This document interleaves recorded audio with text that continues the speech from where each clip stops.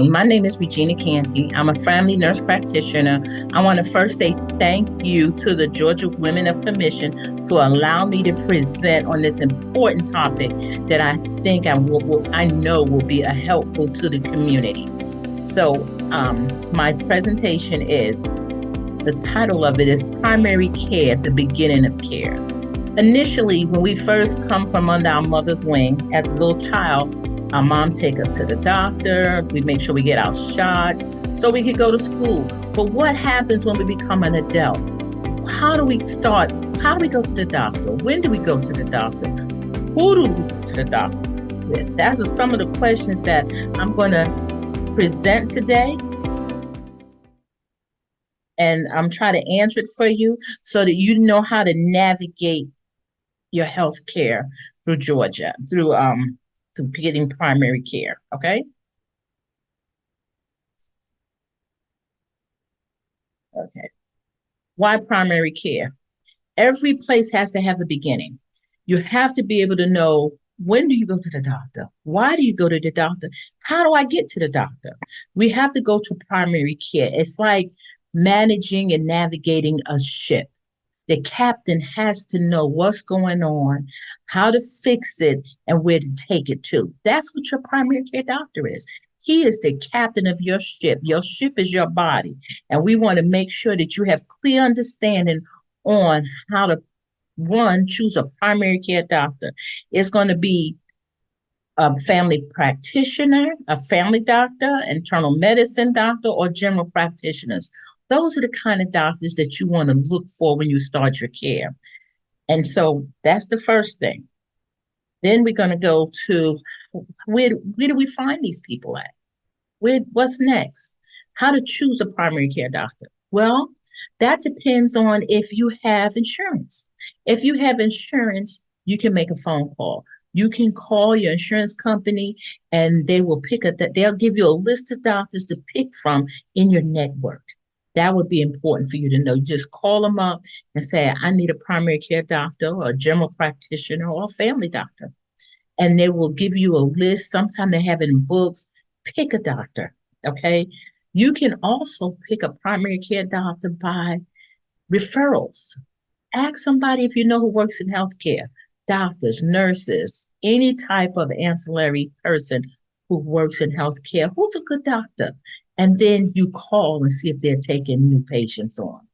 That's referrals. Another thing you want to consider when picking a primary care doctor, you want to pick somebody, the logistical part of it. So let's say you live in Gwinnett. You don't want to pick a doctor that's way on the other side of the town. You know, traffic is horrible in Atlanta. So you want to pick a doctor within your 20-mile radius to get to the doctor. Okay, family practitioner. So logistics is also important.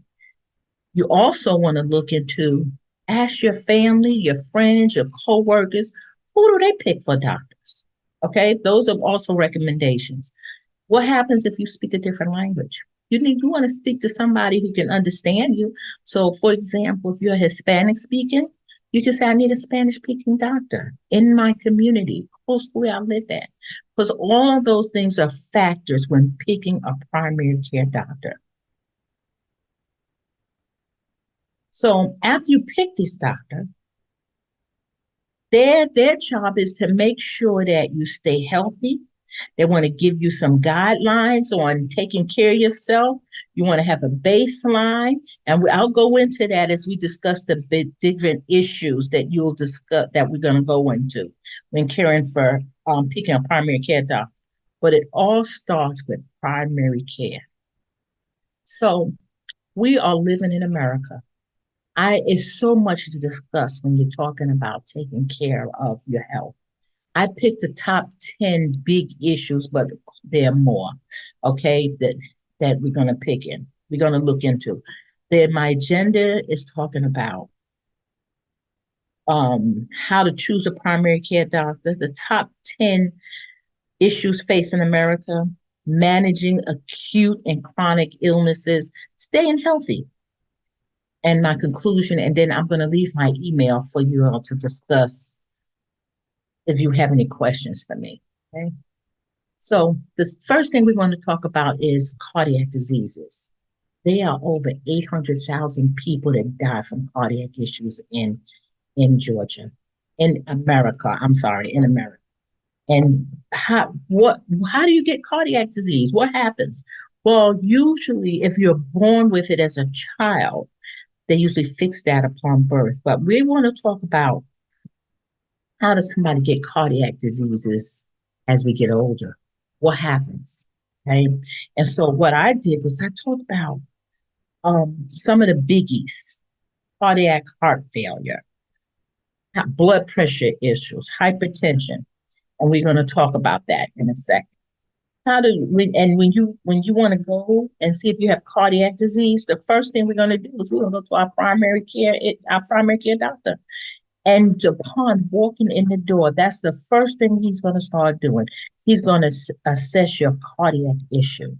He's going to say, okay, they're going to say, sit down. They're going to check your blood pressure. When they check your blood pressure, they're going to be seeing what your numbers are. They have to be in a range. And if those numbers are not in range, that's when the assessment begins. They're going to check your blood pressure. They're going to check your heart rate. They're going to even check your oxygen status to make sure that you don't have any cardiac issues start to develop. Or that if you do, what do we do? How do we start working in on them and managing them? That's what we want to do. That's what starts the process as soon as you walk into the doctor's office of primary care. Okay. So let's say you walk into the doctor's office, you sit down, they check your blood pressure, your heart rate. You realize you've been having some problems. Maybe you're having some shortness of breath. Maybe you're having some chest pains. Maybe you're having some fatigue issues. Or if you develop a cough that you haven't developed before, some of that is the signs of cardiac disease. There are over 800,000 people in America who die from cardiac disease. 1 out of every 5 women will die from a cardiac disease. We want to talk about how we can manage this, because if this is plaguing so many people, what do? We're going to go into that. Okay. We're going to talk about how does cardiac issues affect our lifestyle. We talked about the symptoms, some of the symptoms we're looking for. Well, let's say if you don't have a good hip. So when you go to a primary care doctor, they discuss that. They talk about, let's do your cholesterol check, lipid foundation. So if your cholesterol is over 200, that's a problem. Or if you have elevated triglycerides, that's a problem. The primary care doctor orders some labs for you. You order a metabolic panel for you. Sometime initially they do a complete metabolic panel. That's when they check what your electrolytes doing. Let's say your potassium is out of whack, your sodium is out of whack. All of those things will affect your heart. The primary care doctor will order those labs. So they will tell you prior to coming to their visit, and you should have an annual visit once a year. Okay. They'll say, don't eat, because they're going to check your cholesterol levels. They're going to check, that's the one that you don't need to eat on. However, the rest of the blood work will be checked. They'll check your thyroid issue. They'll check your thyroid levels. They'll check your complete metabolic profile, seeing what's going on with those electrolytes. That's some of the things that they can tell if you have a cardiac issue. We want to make sure that we check ourselves every day, every year when we go in for our primary care visit. What happens if you don't exercise enough? The heart is a muscle. That muscle has to be exercised. If you don't exercise, it will affect your heart. If you don't eat the right foods, it will affect your heart. If you don't get enough sleep at night, it can affect your heart. These are the things that you have to let your doctor know that you're going through when you see your doctor. Say, I'm not sleeping well. I'm not eating well. He can tell from your weight if you're overeating. We're going to discuss that a little later. But these are the things that you have to tell the doctor so that we can evaluate, make sure you don't have cardiac disease. Okay? Lifestyle is important. If you don't exercise, that will affect your heart. Okay? So we're going to go to the next thing that is well, it's under the umbrella of the cardiac issue, but hypertension. I know you know somebody who have high blood pressure. One out of every four deaths of hypertension in this country. 39% of women have hypertension issues. One in five will die. Now, how do you get hypertension? I'm not talking about the children who are born with problems. I'm talking about adults. Hypertension can be caused by several factors. If your blood pressure stays elevated, it will cause hypertension. So that's one of the reasons why we tell people to come back to the hospital, come back to the clinic on 3 different occasions to check your blood pressure. Your blood pressure needs to be in range 120 over 80, give or take. Sometimes we like it a little less than 120. It's a range of blood pressure issues that we want you to have. And when you get out of that range, you are working your heart. Your heart is a muscle, remember. And if the pressure around your heart is too much, it will continue to have hypertension.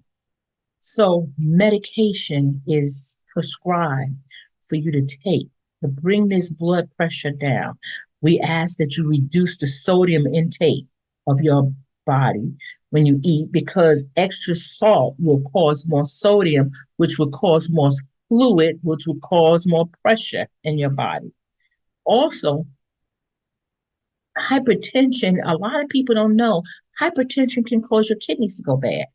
So let's say if your kidneys is the filtering of your body and the pressure is so high all the time, that means your kidneys are overworking very fast, and it's not able to cleanse all the protein out of your body. Protein is not going back in your body, is excreting out. And what happens is you wear out your kidneys. So one day when you go to the bathroom, guess what? You can't pee, and you have all this fluid in your body because your blood pressure is too high, and the mechanism of pumping your heart is not working. And so you got all this fluid that's in your body, and it's not able to pull the fluid back into the lung, into the lumen, to do what it needs to do. And now you have a blood pressure issue. So we tell people when they have hypertension, take your pill, take your medicine.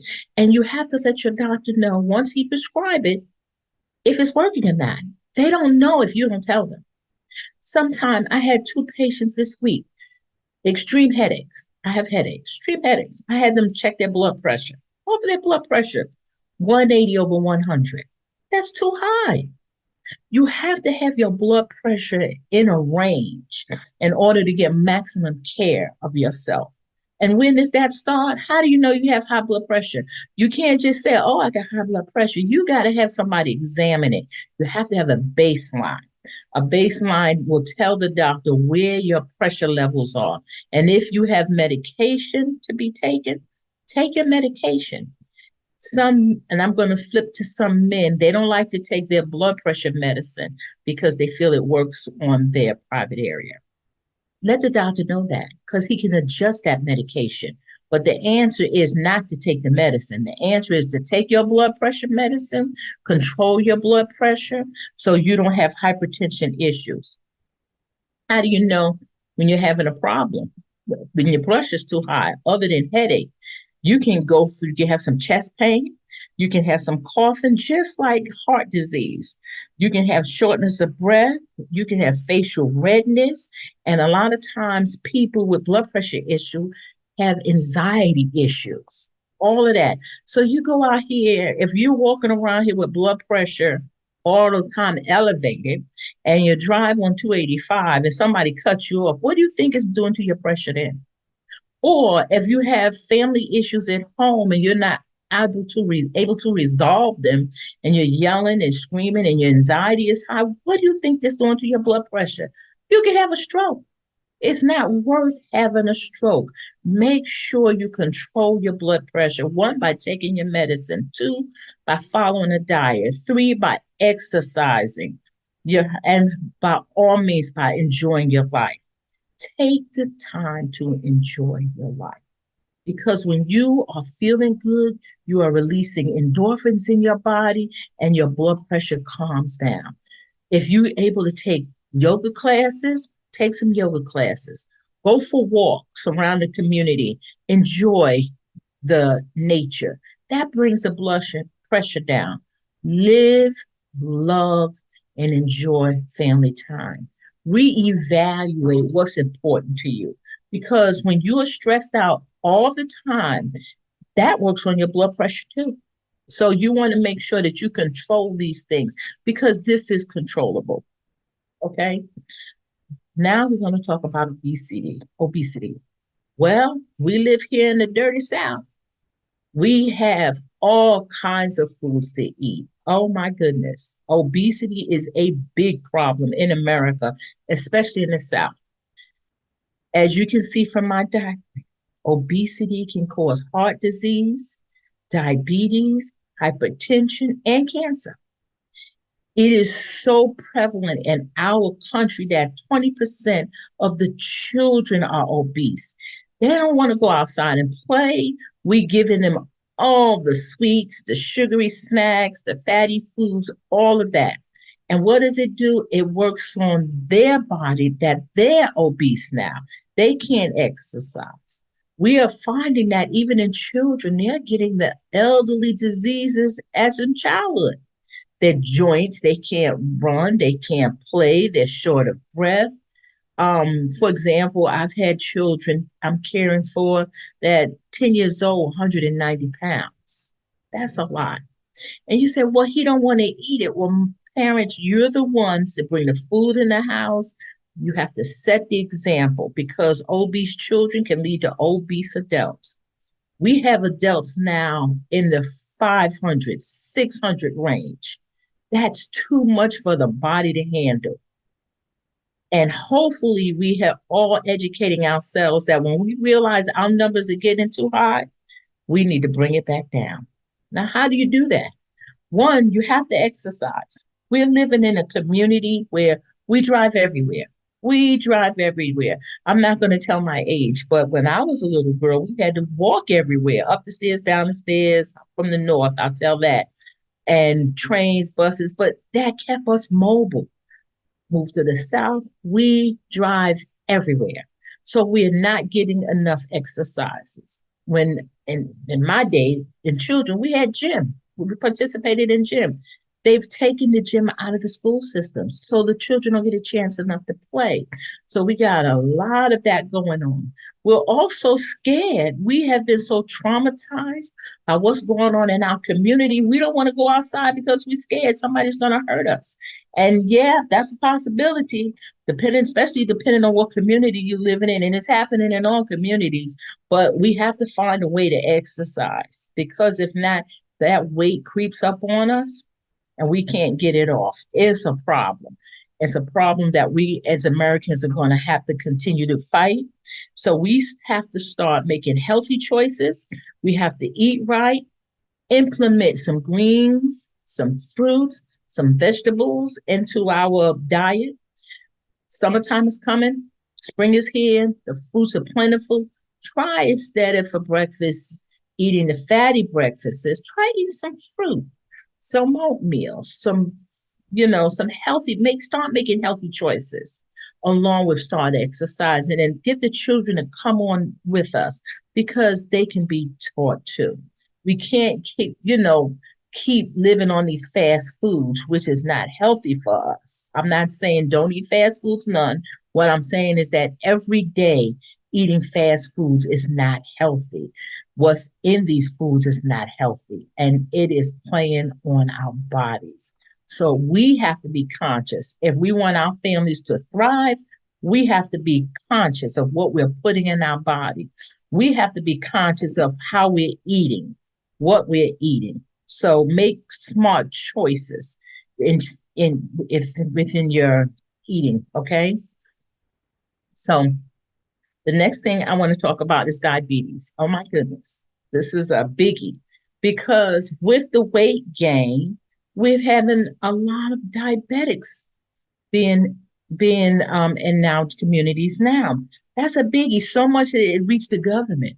because we are on pills, insulin, even our new medicines that we have out for the management of diabetes, Ozempic, Mounjaro. It's a lot on the market because we have so many people that are diabetic. According to the CDC, we have 38.4 million have been affected by diabetes. Now, diabetes can be separated in diabetic 1, diabetes 2. Diabetic 1, they don't really know how it happens, but they do know it attacks the body, attacks the pancreas, and the pancreas is not working enough to produce the insulin that the body needs. Diabetic 2 is a different ball game because a lot of times that diabetes 2 is from our lifestyles, what we're doing, what we're eating. We're developing cardio issues. We have high triglycerides. That's causing diabetes. And you want to say, well, how do I know if I have diabetes? Once again, going to that primary care doctor will help you because they're going to do a screening. Let's say if you start having what we call the 3 Ps, polyuria, polydipsia, polyphagia, all of that affects diabetes. It will be presented. Polyuria, you're urinating a lot. Polydipsia, you're thirsty all the time. Polyphagia, you eat, you're still not getting full. Well, it may be because you're diabetic and you could lose weight. You could be losing weight. You don't understand why you're losing weight. And it's diabetes done kick in. The sad thing about it is diabetes have affected more African Americans in this community than any cultures. The Hispanics are running neck and neck. Diet. You look at the diet that we have, high in fats, high in starch, high in sugars. All of that contributes to the diagnosis of diabetes and belly fat, or sometimes family. You can be as skinny as you want. Sometimes genetics will determine if you have diabetes or not. My great granddaddy was a diabetic. My grandfather diabetic. My father's a diabetic. Guess what? The chances are I may be diabetic too. But what does that mean? Does that mean that, well, I give up? And I said, well, I don't have I gotta have diabetes. No, you have to control it. Control your numbers. Well, you can say, well, how do I find out what my numbers are? Guess what? Primary care doctor. He's going to run a test. He's going to do an A1C test that tells you exactly where your numbers are at. And he's going to say you're no diabetes, pre-diabetes, or diabetic. And based upon what your levels are, will determine how you're going to manage the diabetes. It's important because if you don't check and you don't know, you can go into a crisis. There's no reason for you to do that. So if you go to the primary care doctor, I'm going to keep reiterating primary care because that's where the beginning. He's going to do a baseline. He said, well, let me make sure you don't have diabetes. And if you do, what are we going to do about it? There's something we're going to do about it, okay? I want you to pay attention to that. Okay, this is a biggie. Sexually transmitted illnesses. Oh my goodness. The top 5. I only did the top 5. There are more. HIV, herpes, gonorrhea, chlamydia, syphilis. So many people are being affected behind these diseases. HIV, and please don't get it twisted because they have in these commercials now that your viral load is so low they can't detect HIV. That doesn't mean you don't have it. It doesn't mean you eradicate it. That means the viral loads are low. That doesn't mean it can't be transported. The number one leading group of people with HIV are Black women. That's how sad it is. And we to get it because one, we got a large population, people still doing drugs, people on the down low. There's a whole lot of factors. I need you all to protect yourself. Sexual protection. May enforce condom usage. Enforce it. You don't want to use a condom, then don't have sex because it's a risk every time you do it. Herpes is on the rise. You're not going to get rid of it. You're going to live with that disease, okay? Gonorrhea. Gonorrhea has gotten so prevalent in our community that the CDC guidelines had to change the dosage level. It used to be that You would give, you got exposed to gonorrhea, you would get a shot of 250 milligrams. They had to double it because they got super gonorrhea out there. That's how bad it is. Chlamydia is bad. People are still getting a lot of these diseases and syphilis. We have to be careful to protect our bodies, protect ourselves from these diseases because they still kill. You don't, and who wants to live like that? So if you can find a way to protect yourself by using condoms, and if you have a lifestyle that is, how can I say, if the lifestyle is that you have a, I don't, the word that I want to say, that exposes you to a lot of this, they have medications that they can put on it. It's called PrEP and PEP. I had to learn what PEP is. Well, PEP is if you have intimacy with somebody who has HIV or suspect, you can go on medication within the first 48 hours so that you don't get it. You have to know these things. Herpes, if you get ill and you have to have an exposure, guess what? You may have to go on an antiviral. These are medications that you may have to take. Okay. And you have to, and I will always recommend go to a doctor. Go to a doctor. Do not go to these online doctors to be evaluated. Do not upload any pictures of your because these wounds, because guess what? You don't know what's causing it. Please go to a primary care doctor or women's health if you're a female and you feel comfortable there. Get some help. Okay? That's important. Okay, so what I want to talk about next is drug and alcohol. Now, you know, this is a biggie. We can't even cover it in the time allowed it. Drugs. I'm going to say that drugs affect the brain and a person's behavior. And when I was doing this presentation, what was amazing to me is that people as young as 12, children as young as 12 are starting on drugs. They sometimes are getting their drugs from the parents, grandma's a medicine jar. They're starting very young on drugs. And how does it affect? Can affect you by diseases. The largest population of people being affected from drugs are from 35 and 44, the highest increase, you know, and it comes with other issues that we're going to talk about. People are dying young. People are, and it's sad, it's out there. And this is why they have illicit drugs and we got prescription drugs. That's a whole presentation by itself. How to identify it, how to treat it. Let's talk about alcoholism, because alcoholism still kills. It affects 18 million people in America. You know, and it's kind of socially. If you start out having a cocktail or two, everybody can't do it. Some people brains are wired to addiction. And then we have over 17.4 million males that are affected by alcoholism. We have 32.2 women that are affected behind alcoholism. And people don't realize alcoholism can cause mental illness. Some things you can't reverse. Some things you can't fix. You can go to the doctor's office all the time, but if you have these things, these issues, talk to your doctor about them, because you can talk to your primary care doctor about it. He can start you on medicine to help you wean yourself off of these things. They have drugs to help you with this, but you have to let your doctor know, I'm having this problem, because you don't want to let them know when the problem is so far gone that we can't fix it. So guess what? Have that conversation with your primary care doctor. That's one person you have to be honest with. You have to tell your doctor the truth. Don't be deceptive, because they have to know. Don't even be embarrassed. If you have a drug issue, let them know. There were so many deaths that could have been preventable in 2022. Almost 227,664 people have died from drug abuse. That's something that we can fix. We can work on this, but we have to have, first of all, honesty. We have to be able to be open with it. We have to be transparent with your life, and you have to be transparent with your doctor.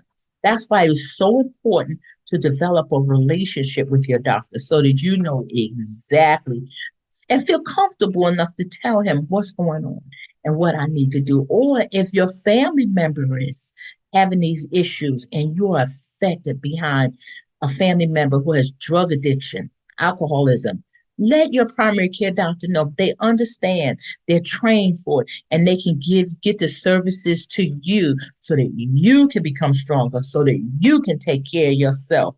Because if your family is stressed out, then you're stressed out, and it's a domino effect. So be transparent with your doctor. Be transparent with them. Tell them the things that you're going through, if it's a personal situation or a loved one that you're living with, one of your children. Maybe they're doing affected behind drugs and alcoholism and it's affecting you. Have that conversation.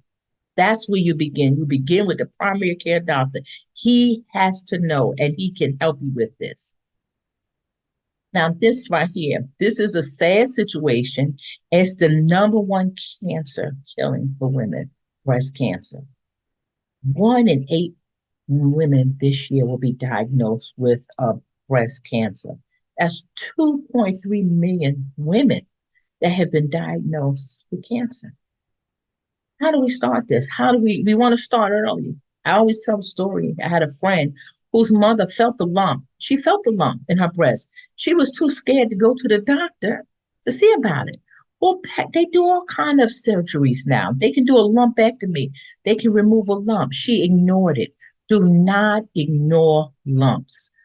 First, when you go to your primary care doctor, they're going to do a breast exam on you. And I always make sure that my patients know how to do a breast exam on themselves. One, do it once a month. So they'll know what their breasts feel like. So if a knot is felt or a bump is felt, guess what? They can tell the doctor it wasn't there last month, but it was there this month. So we want to teach our ladies, our women, as soon as our young girls, as soon as they start getting breasts, teach them how to check their breasts. It's nothing wrong with checking their own breasts, knowing how to feel for it. The second biggie is when a woman turns 40, now the guidelines have changed. You need to get a breast exam every year. Don't let nobody downplay it like, oh, you don't need it every 2 years. No, you need it every year. That's the new guidelines.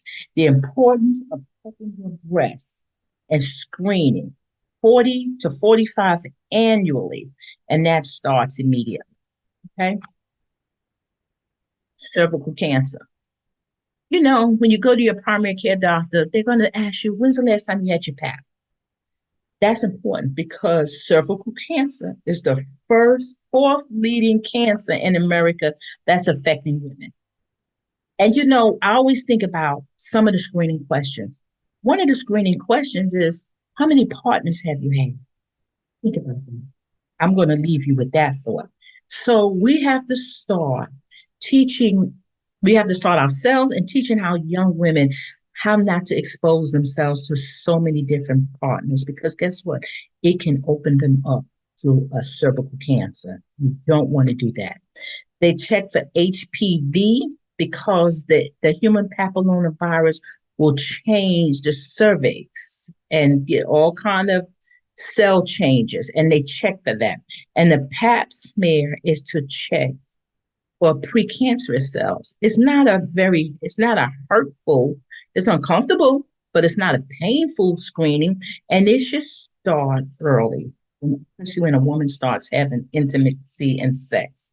She needs to start checking for a pap smear. So that's important. And this can be done where? Right in the primary care doctor's office, right there. Okay. It's sad that we have to talk about this disease again because the tobacco industry writes on every pack of cigarettes that cigarette smoking can be cancerous to your health. And it's still the leading cause in the United States. The conversation I also like to include when I'm educating my patients is not only is it the leading cause for cigarettes, people smoking cigarettes, they vaping, they're smoking marijuana, they're smoking cigars. All of these things are carcinogenic to the lungs. When I say carcinogenic, I mean cancer causing. It's just not It's just not cigarettes. Nothing belongs in the lung but air. And according to the Lung Cancer Foundation, there are over still 238,348 people who are diagnosed in 2023. So even though we have all this education, we're giving this information out, people are still dying from lung cancer. It kills 3 times as many women. I was speaking to a police officer last week, and he was saying that even though people are smoking, and some people in some states have the freedom to smoke marijuana. Well, when that smoke is going into the air, the secondhand smoke is affecting people. What if you have children behind you? The secondhand smoke is um, affecting these children. So lung cancer not only just affects people, it affects children too. And people die from secondhand smoke just as much as they die from the ingestion of smoke. So every pack of cigarette people smoke, marijuana, cigars, and now vaping, it affects the lungs. So how do we know that? We have screenings now that we can check to see what your status of your lung is. So let's say if somebody started smoking at 16 and they're 30, guess what? They've been smoking for 20 years. What do you think their lung age is? This information can be assessed in the primary care doctor's office. Okay. So this is a lot that we can think about. So, and the 10th thing that I want to talk about is mental health. Oh my goodness. Who knew? Who knew? Mental health matters. We know it matters because 1 in 5 adults are affected with mental health issues. People are having a hard time. Sometimes you just got to turn the TV off because it is causing so much anxiety to some people. 1 in 5 adults are affected with mental health issues. There are over 57.8 million adults living with mental illness. Now, there's a difference between mental illness and mental issues. Some of us need to talk to a therapist, and guess what? There's nothing wrong with that. You need, just like you take care of your physical health, you need to take care of your mental health. So, matter of fact, I promote it because there's so much going on. We turn our TV on, people are shooting up places, they're shooting up schools, they're going off on people, they're doing all kind of things. And even if it's not that extreme, even in our personal lives, if we're having a lot of anxiety and we just don't know how to deal with it, that's what mental health is. It's just as important as your physical health. Sometimes your mental health will affect your physical health. So it is important for people to take their time and evaluate have that conversation with yourself or your family member. If your family said you're snapping at everybody, you're yelling at people, you're not happy. And now we live in a time where there's a lot of lonely people. All of that affects your mental health. We had a large population with COVID. People were by themselves.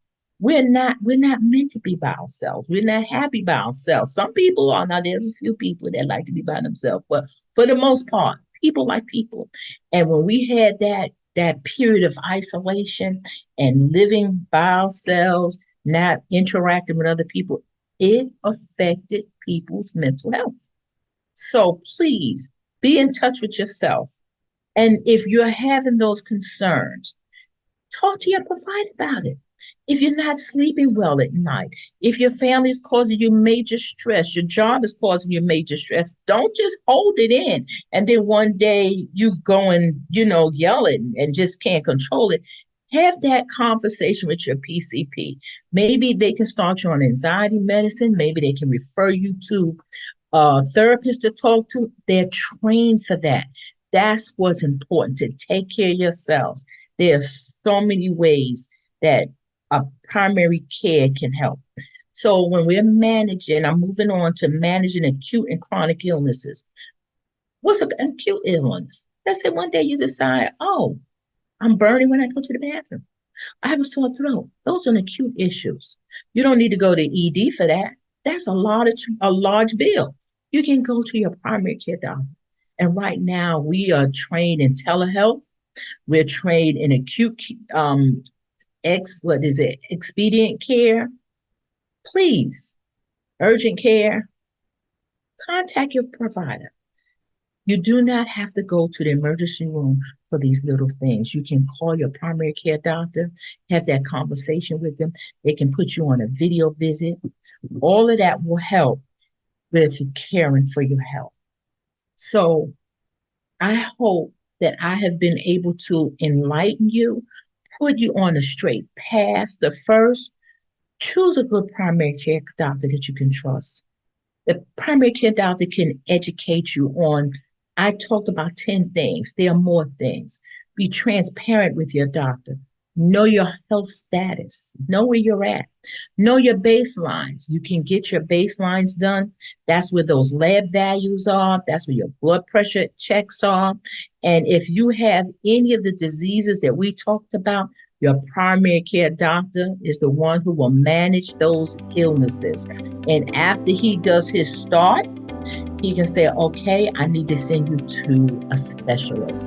And he and the specialist will have an interaction on what's best to manage your care. It's all about you and how to take care of you. But it starts with primary care. So primary care has to be the beginning, it has to be the middle, and it has to be the ending for caring for optimal health for you. I am so glad that I was able to bring you this information. And please, if you have any questions for me, I can be reached via email at cantyrregina@bellsouth.net. I want to thank again the Georgia Women Commissions for allowing me to speak to this group. I hope that I have enlightened you and encouraged you on how to care for your body. Thank you.